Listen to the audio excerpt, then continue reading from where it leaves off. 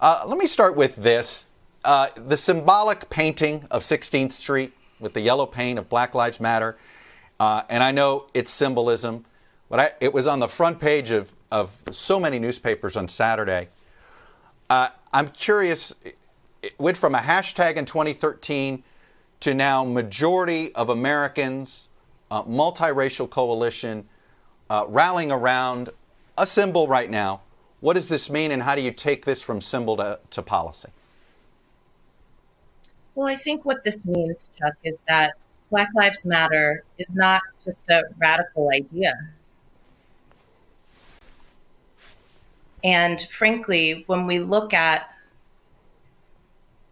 there's a lot of consensus. And the consensus is that it is time to do and use our money and our resources in a fully different way. At the end of the day, Chuck, everyone can agree that we don't have the things that we need to live well, and that we are using policing and law enforcement in a way that far exceeds its utility.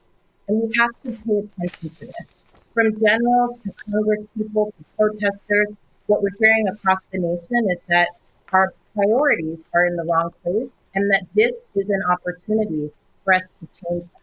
And so what I'm looking for right now, and I think what millions of Americans are looking for right now, is real change.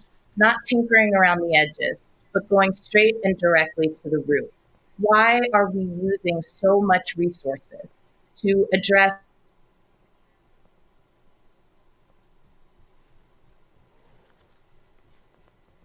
making sure that we limit the size,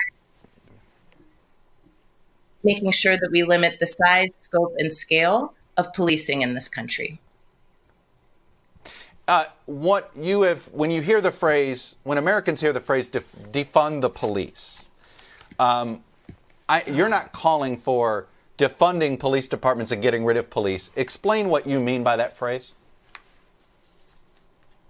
When we talk about defunding the police, what we're saying is invest in the resources that our communities need. So much of policing right now is generated and directed towards quality of life issues, homelessness, drug addiction, domestic violence, and conflicts between people.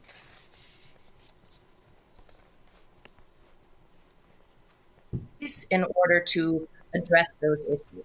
But what we do need is increased funding for housing. We need increased funding for education. We need increased funding for the quality of life of communities who are over-policed and over-surveilled. And so, I heard Senator Booker earlier say, it's not a phrase I would use, but I actually agree with the content. And so I would just ask all of us, are we willing to live in fear that our lives will be taken by police officers who are literally using their power in the wrong way? Or are we willing to adopt and absorb the fear of what it might mean to change our practices, which will ultimately lead to a better quality of life for everyone? And so again, I want to be very, very clear. 7 years ago, people thought that Black Lives Matter was a radical idea. And yet Black Lives Matter is now a household name, and it's something being discussed across kitchen tables all over the world.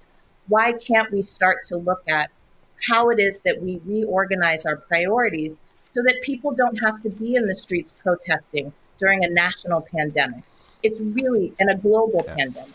It's time for us to address the pandemic in our communities. And that pandemic is not having the resources we need to live well. And that's not just a Black problem, that's everybody's problem. Hello from Washington, I'm Chuck Todd, and thanks for checking out the Meet the Press channel on YouTube. Click on the button down here to subscribe, and click over here to watch the latest interviews, highlights, and other digital exclusives.